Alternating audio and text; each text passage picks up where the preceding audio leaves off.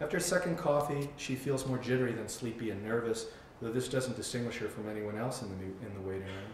For now, she focuses on her role here, which until the girl emerges, is looking after the dog.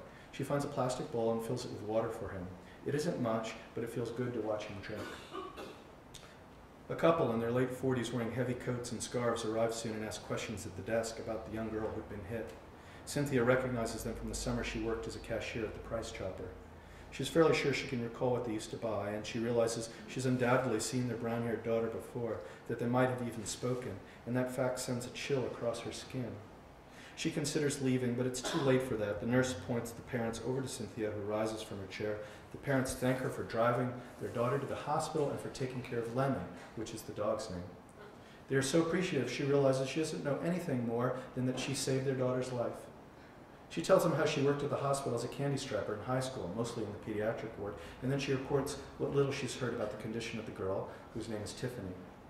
At some point in the conversation, she tells them, because she has to, and because she figures she is as clear thinking as she's likely to be, I didn't just drive her here. I'm the one who hit your daughter.